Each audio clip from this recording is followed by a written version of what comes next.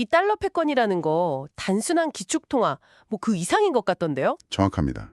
그 국제결제나 외환 보유는 기본이고요. 뭐 국제 채무 발행이나 심지어 금융 제재까지 굉장히 복합적인 시스템이죠.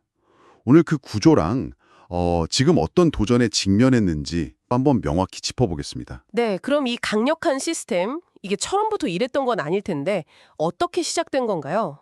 1944년 브레튼 우즈 협정이 자주 나오던데요? 네, 그게 출발점이라고 봐야죠. 그때 이제 달러를 금에 딱 고정시키고 다른 나라 통화들은 다시 달러에 연동시킨 거예요. 아, 금본위제 같은 건가요? 그렇죠. 일종의 금환본위제였죠.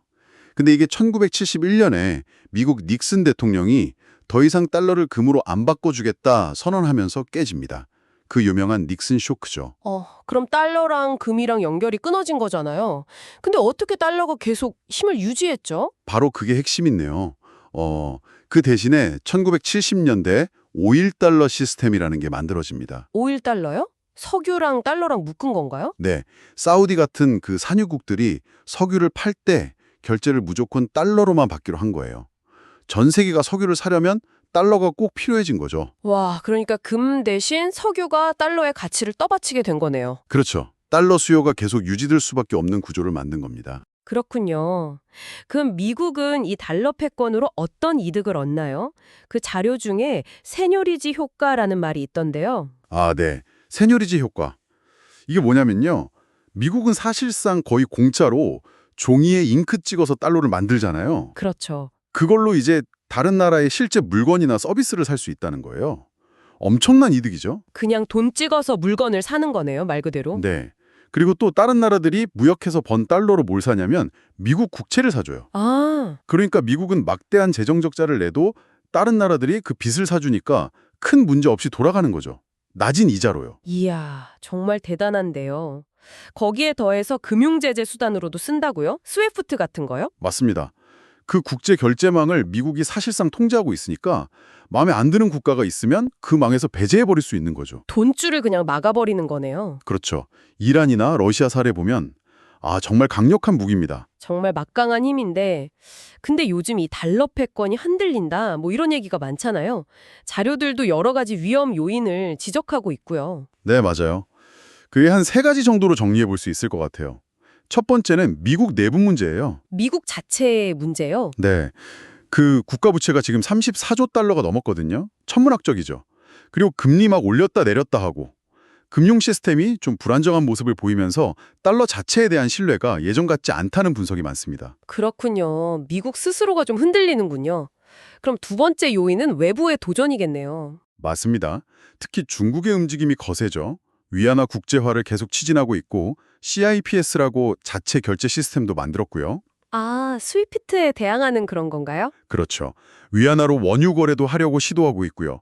러시아도 우크라이나 전쟁 이후에 제재를 받으니까 달러 대신에 루블이나 위안화 결제를 엄청 늘렸어요. 브릭스 국가들도 뭔가 움직임이 있다면서요? 네, 브라질, 러시아, 인도, 중국, 남아공 이 나라들이 달러 의존도를 줄이려고 아예 공동결제 통화 같은 걸 만들자 뭐 이런 얘기까지 나오고 있죠.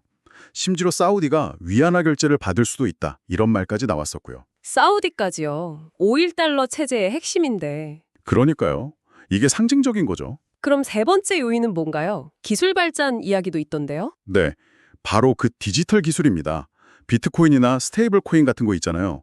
이런 탈중앙화된 자산들이 기존 달러 시스템의 대안이 될 수 있지 않을까 하는 기대감이 있고요. 아, 가상자산들이요? 더 중요한 건 각국 중앙은행들이 직접 만드는 디지털 화폐 CBDC입니다. CBDC요? 네, 특히 중국이 디지털 위안화 ECNY 개발에 굉장히 앞서 나가고 있거든요.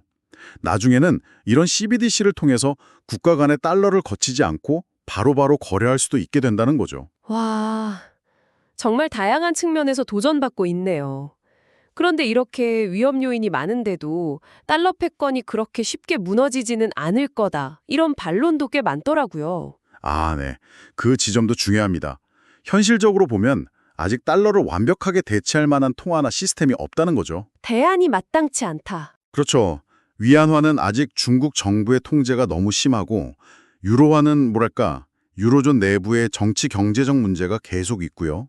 비트코인은 아직 변동성이 너무 크잖아요. 그렇긴 하네요. 그리고 무엇보다 수십 년 동안 쌓아온 달러 중심의 금융 시스템, 그 인프라나 사람들의 신뢰, 그냥 습관적으로 쓰는 거, 이런 관성의 힘이 정말 무시 못합니다. 아, 관성 효과요? 네.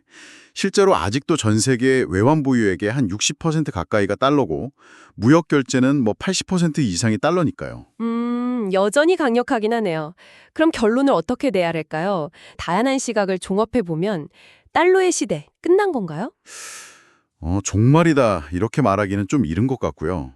전환기라고 보는 게 가장 적절해 보입니다. 전환기요? 네. 달러의 그 절대적인 지위는 예전보다 분명히 약해지고 있어요. 그렇지만 당장 다른 통화가 그 자리를 확 회차할 상황은 아니라는 거죠. 다만 이제 세계 통화 질서가 달러 혼자 독주하는 게 아니라 뭐 위안화나 유로화, 어쩌면 나중엔 디지털 화폐까지 여러 통화가 경쟁하는 다극 체제로 서서히 가고 있다. 이 방향성은 분명해 보입니다. 네. 오늘 자료들을 통해서 달러 패권의 구조, 그리고 지금 어떤 위기에 처해 있는지, 또 앞으로 어떻게 될지 정말 깊이 있게 짚어본 것 같습니다. 달러가 여전히 강하긴 하지만 예전과는 좀 다른 위상이고 어쨌든 변화는 이미 시작되었다는 점이 중요하겠네요. 그렇죠. 이 거대한 흐름 속에서 앞으로 세계 경제가 어떻게 재편될지 여러분도 계속 주목해 보시면 흥미로울 것 같습니다. 특히 한국처럼 이렇게 대외 의존도가 높은 경제에서는 이런 통화 질서의 변화가 정말 중요하거든요. 남의 일이 아니죠. 오늘 저희 이야기 들으시면서 앞으로 다가올지도 모르는 포스트 달러 시대에 우리는 어떤 준비를 해야 할까? 각자 한번 생각해 보시는 건 어떨까요? 이게 오늘 저희가 던지는 마지막 질문입니다.